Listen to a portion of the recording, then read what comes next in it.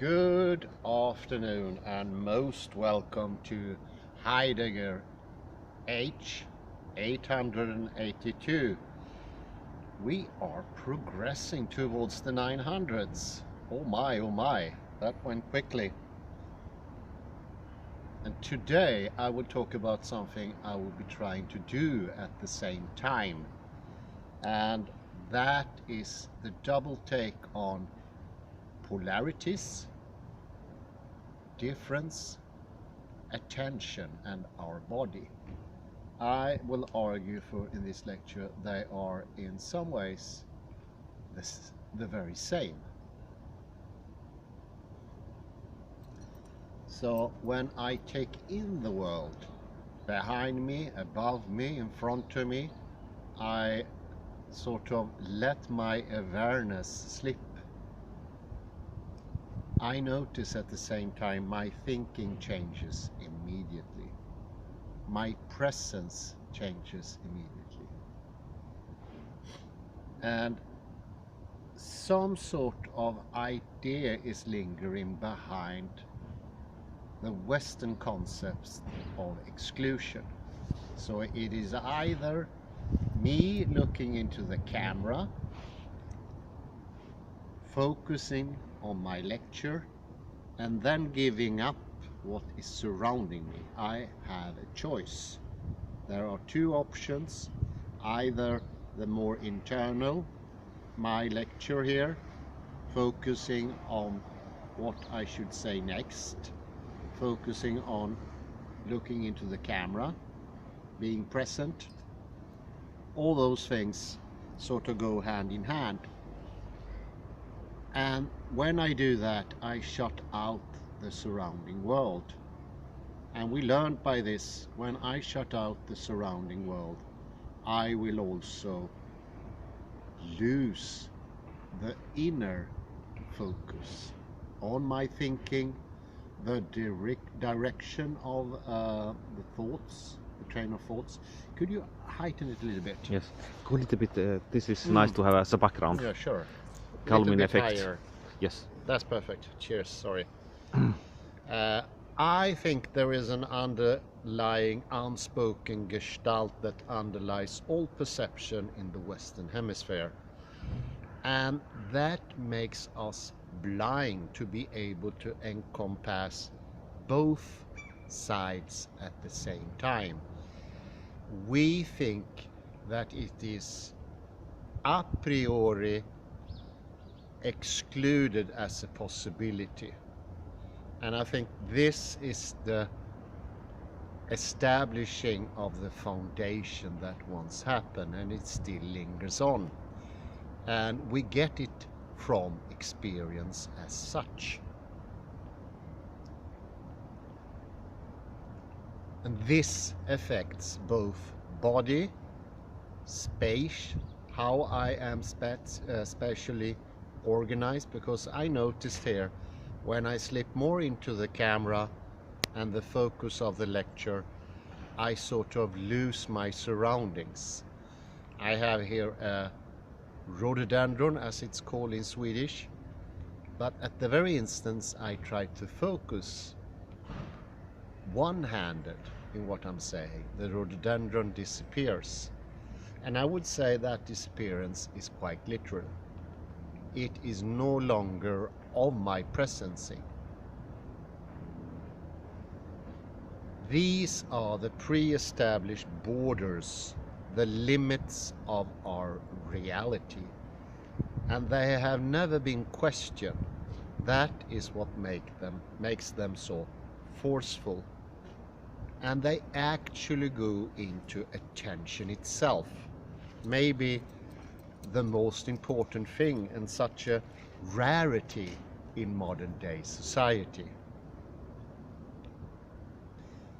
And I think this happens early on in childhood, and it could happen in school. It didn't happen for me, that I keenly remember. I had myself a lot of energy when I was quite young, and it took me great effort to sit down and sit still. But somewhere in the 3rd or the 4th grade, something happened. I noticed I could sit down and I could have the playfulness at the very same time.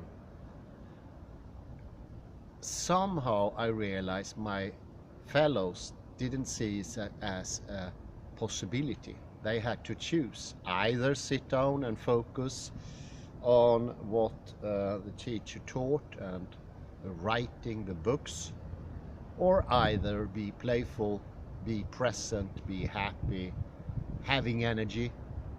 I noticed somewhere I could do the both, and they actually, oddly enough, strengthened each other. And it goes the same with our rationality. When we think, when we divide, when we make our definitions, when we think, when we debate, when we argue, making two contrasting lines and excluding will make our force go away, because it's stemming from a wholeness. And by making this Gestalt dogma delineation,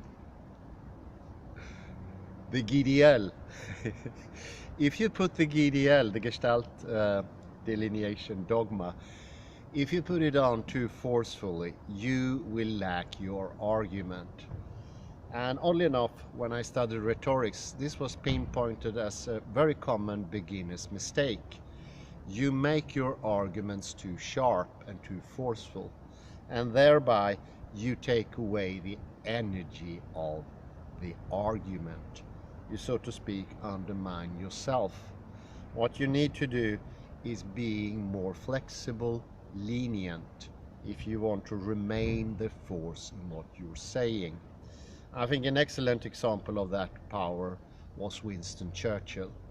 He was very, very seductively soft in what he said. And I think for him it was a great connection being forceful, active, because he was a person of action. He was also a person of speech. He was greatly admired for his speech. And because he doesn't develop his speeches with huge polarities like his colleagues Adolf Hitler and Benito Mussolini, they gain force. Whereas the speech of Hitler's, they are too excluding and becomes barking, as Churchill often called Hitler's speeching power, a barking. And when he said that, I think he was also referring indirectly to a barking dog. And what do they say by a barking dog? They don't bite. They don't bite. And that's what he meant with Hitler. He had a bite to him, but it wasn't strong enough to win the war. And it turned out actually it was Winston Churchill and his gang that won the war. This goes to show that by undermining ourselves, we lose the battle, we lose the war, and we also lose our arguments. Another story springs to mind. A friend of mine, he was going into debate, like high up debate for the first time in the big newspapers in Sweden. And I read his manuscript the first time. I just said to him, take it easy. You need to level down a little bit. He did not. He was young and he didn't know this first rule of rhetorics. He attacked full hand with all his cannons at one time. That brought about a disaster that took him years to recover from. He was mauled by everyone else. And obviously the attacker is always the guilty one. The one who puts a full side with the battleship and starts the war, that's the one that needs to win the war, at least, to have a little chance of actually being the victor of the argument. But if you attack and you lose, that's really bad.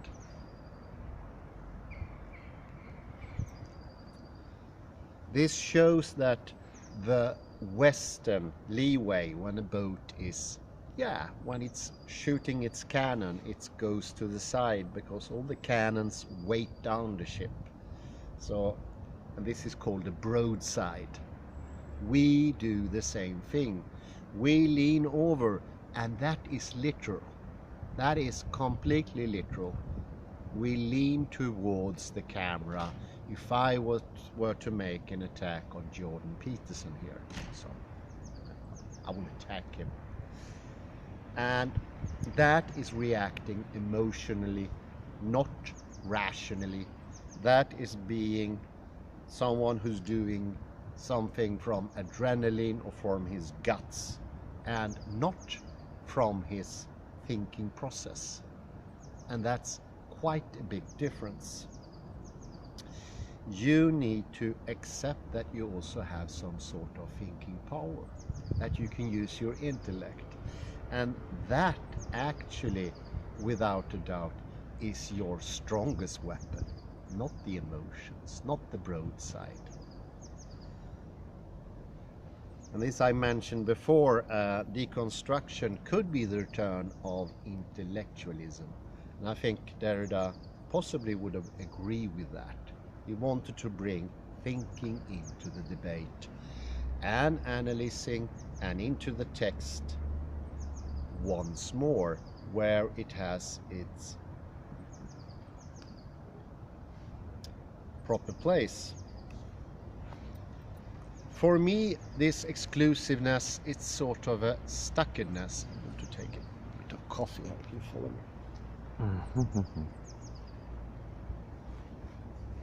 I drink it here and then return to that. I think it's a sort of exclusiveness. And I learned to understand that when I saw the gestalt of the mirror. The mirror helped me to understand it could be a part of perception to make an exclusion, and also a rather normal conception. It didn't felt odd at all for me to think either the thing looking into the mirror or the thing reflected were the better, the more real, and the other one the lesser thing.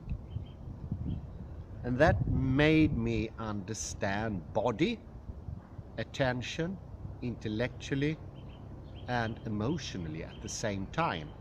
I think that is what a Gestalt is. And it was a direct realization. I even remember the moment. It was in Prague. I visited for a very, very short spell. It was a stressful travel. But I had a very short moment to myself.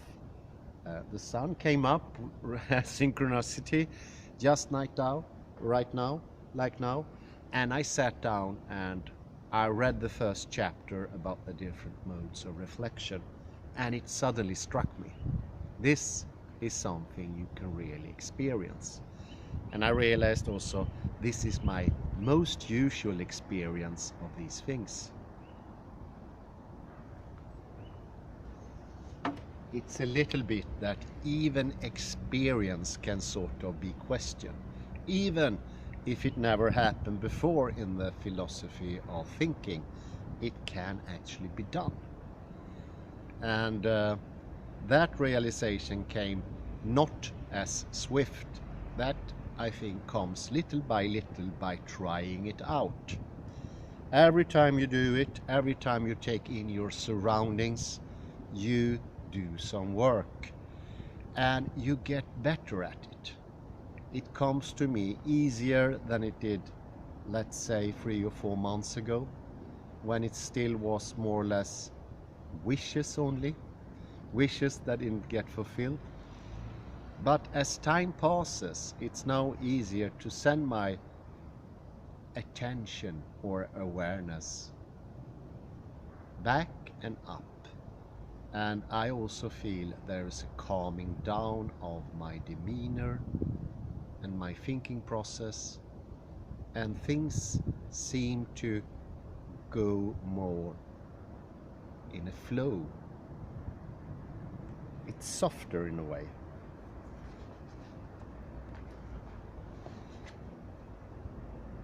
And once we get the bodily experience, it becomes really convincing, because there is nothing that can trump your bodily experience. Doesn't matter what anyone says. No argument can beat your very own experience. This is because we are actually in reality, already thrown in, einwurft.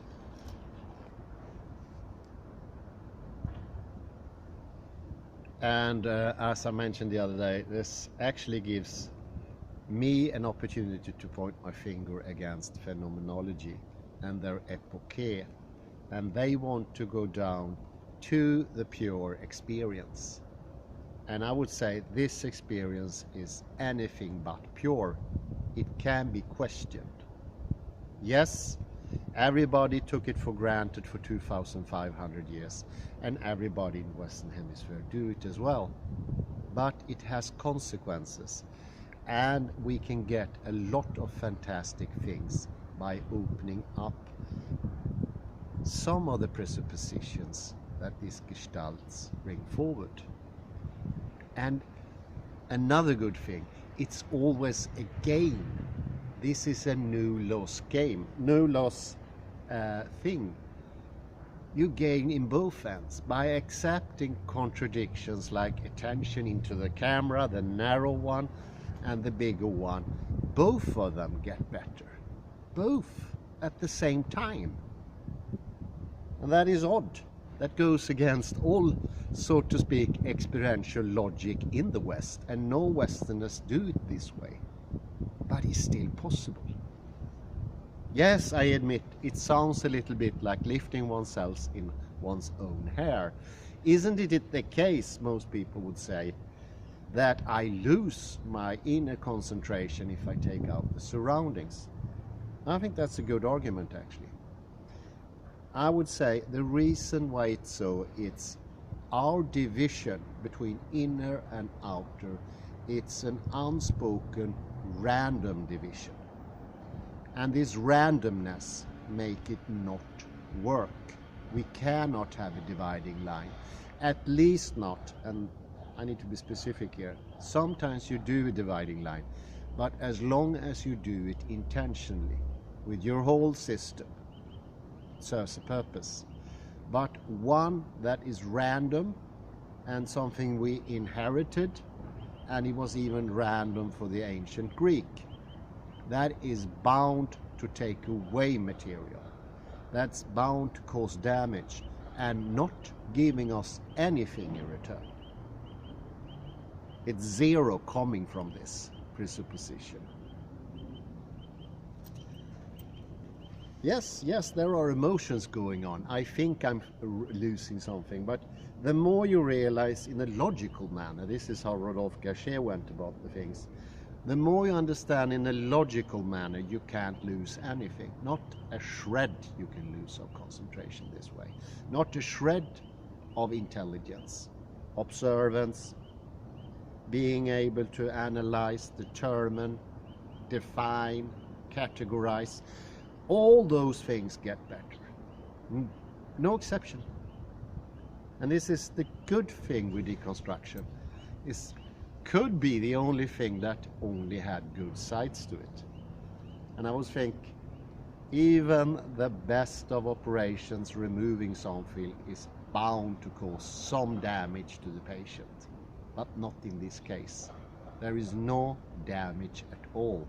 There cannot be, because it's an absolutely random thing. It's the same like having, let's say, 50 kilos extra in your rucksack. Removing those 50 kilos is not going to cause any harm. And especially if the only reason you had them is because you didn't know about them. They were just there. They've always been there. This actually reminds me of a tale I heard many years ago. It was this lady, and when she made her Sunday roast, she always cut a large part of it off, and she put it into the frying pan and made her Sunday roast. And one day her daughter asked her, "Mom, why do you cut cut a big part off? Mom answered her, I don't know. This I do because my mother did it. So they went to her mother and asked her, why did you cut off a large portion of the steak before you put it in the pot? The grandmother answers, because my pot is too small.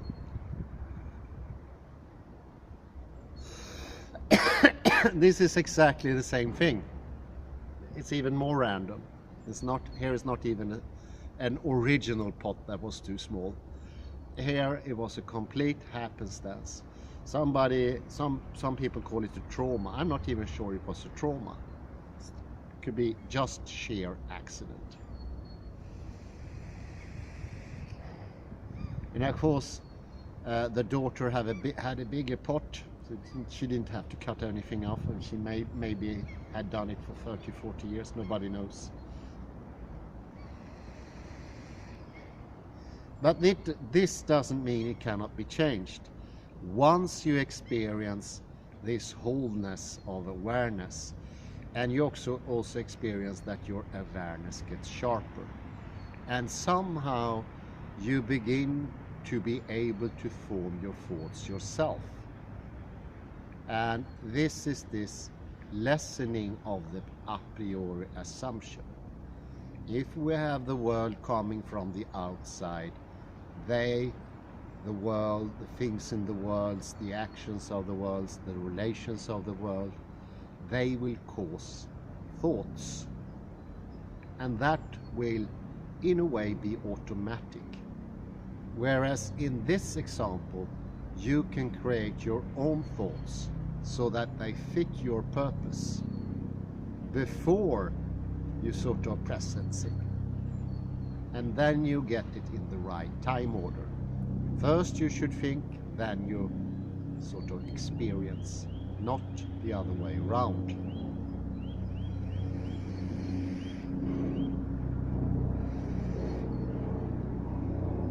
That is actually the difference De Bono called proactive and active thinking. I remember that now. Proactive was actually a neologism by Edward De Bono, who entered common vocabulary today. It's in the dictionary. I think even the Swedish dictionary, proactive. And proactive means thinking before. So he had an intuition about this, that the proper way in the universe is that you think first, you construct your own thoughts, so they fit your purpose, so to speak. And then they will also fit reality much better. And this is also something that is discovered by the mirror, because it is a sort of time lag if you look into the mirror.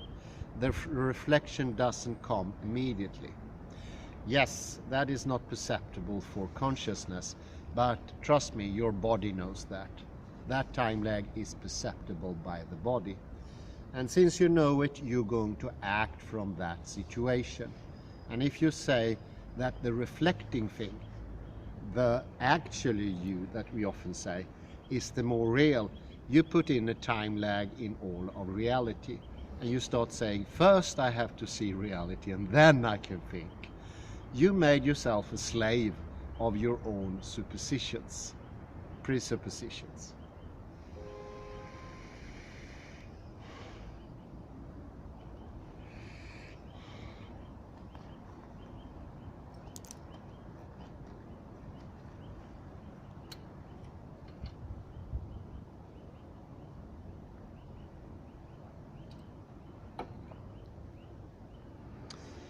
Well, it becomes some sort of very deep questioning of the very foundation of reality, to use philosophical terms. But it could actually be that easy that you come back to your own existence. And you start acting in a way that is much more directed, keen, and skilled. Because this is a connection with skill.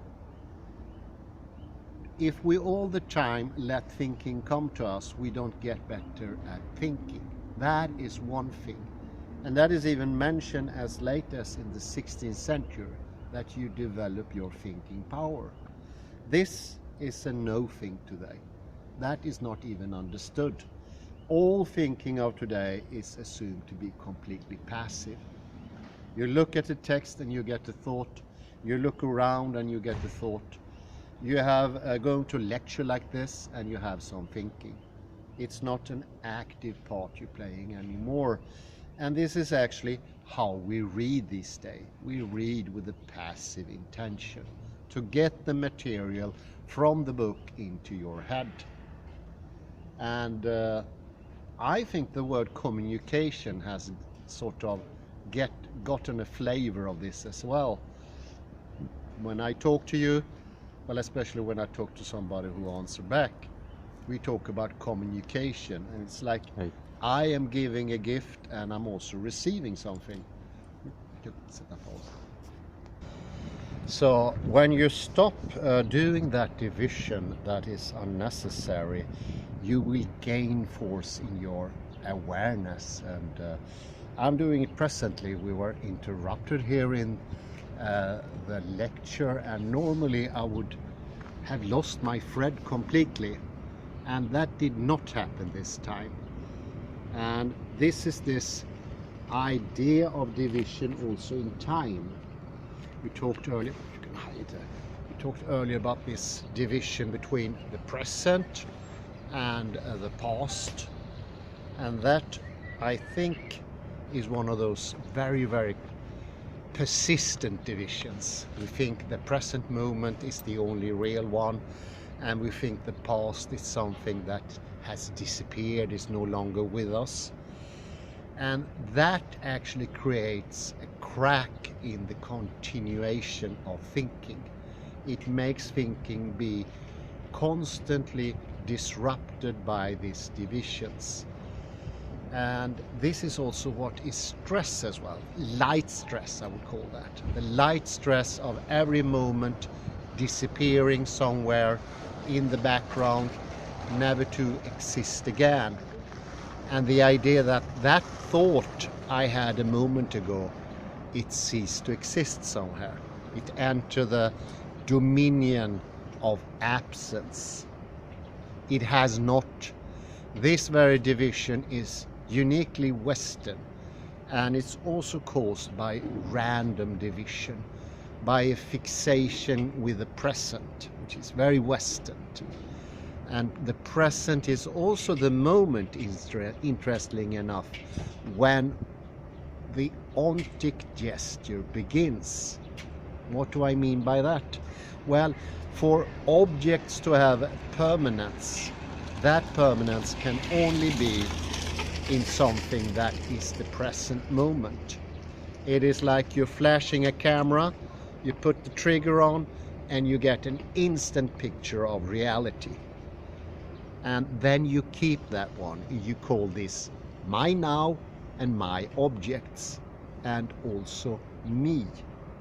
So it's a free take part. This is actually a variety of a subject in front of an object into space. The model that later become the Cartesian coordinates with an origo, showing that everything is localized. Localization is also part of this. And that lingered on into Newton. In Newton there is no movement, and the I is completely static, and the world is static as well. And it's this, so to speak, contradictory free reality that we live in. But there are some paradoxes.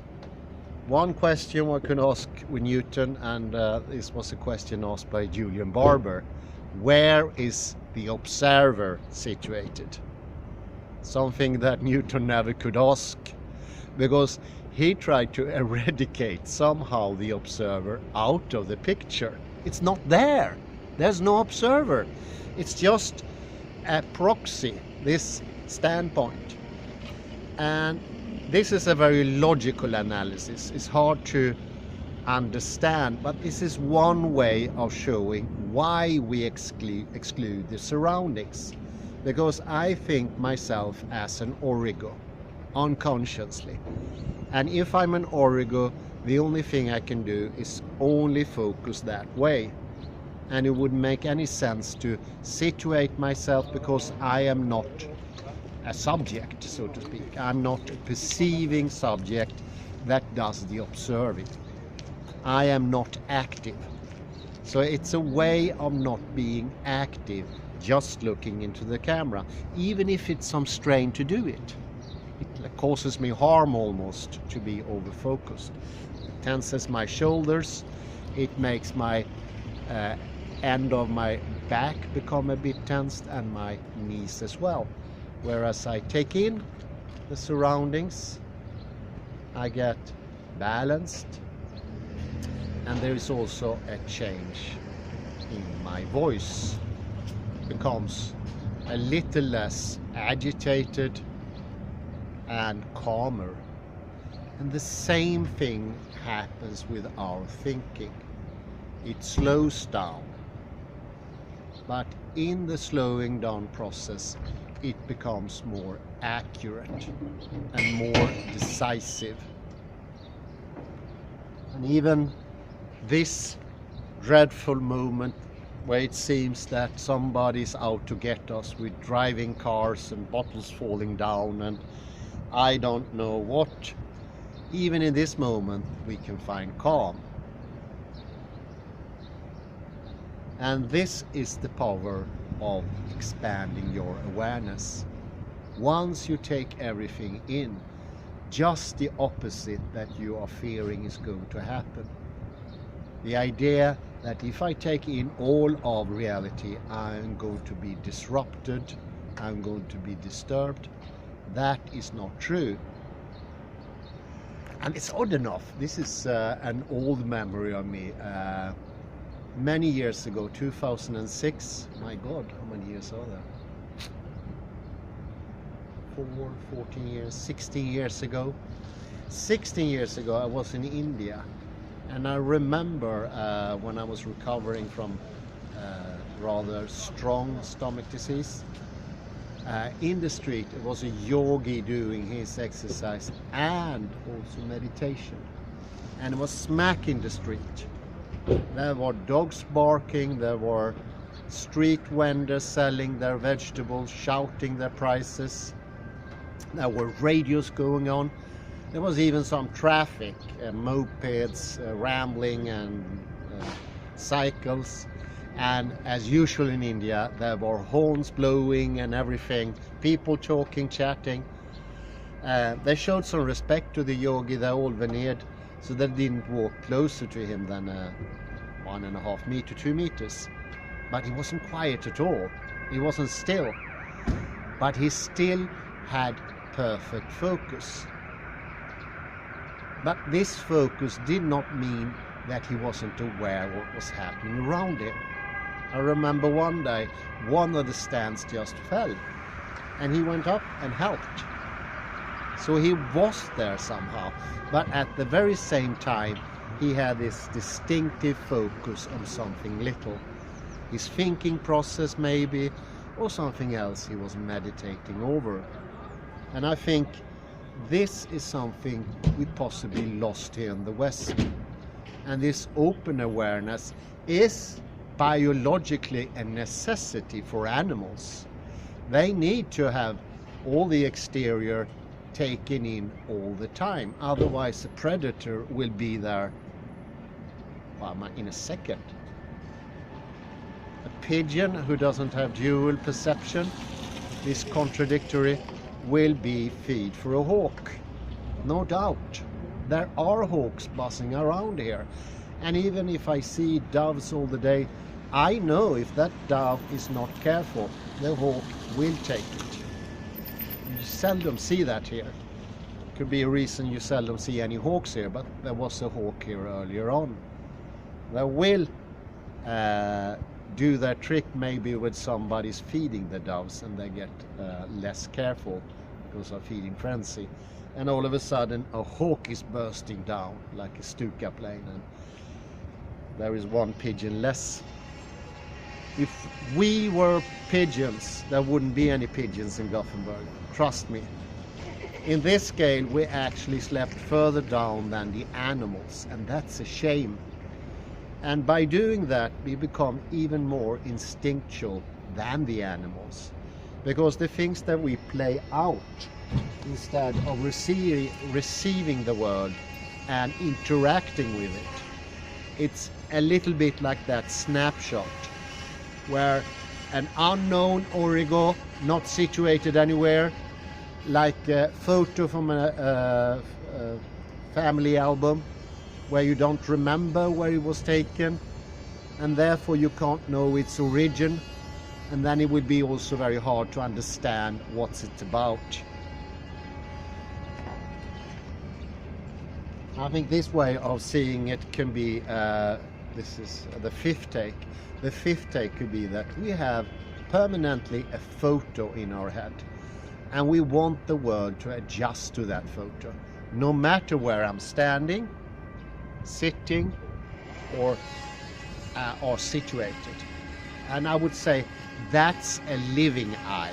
That's a person who actually perceives, interacts with reality, and to do that you need to take in reality. How otherwise could it be reality? And you need to send your attention out. It's an active process.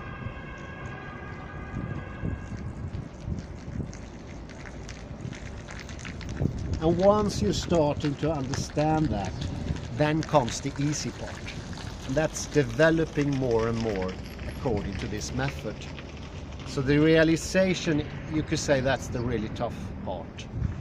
And you have to remember it's 2,500 years of forgetfulness.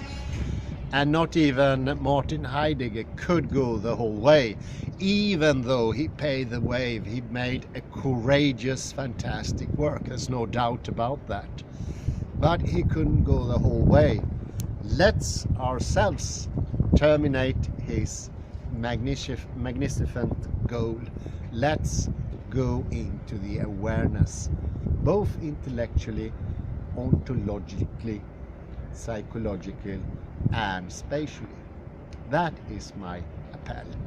I thank you very much. Wish you a pleasant afternoon for this overcrowded place. Thank Bye you. bye. Very big improvement, Hans, that you were able to concentrate on this noisy place. Yeah, In only 3 years, great improvements. Not it is been- amazing. I can't say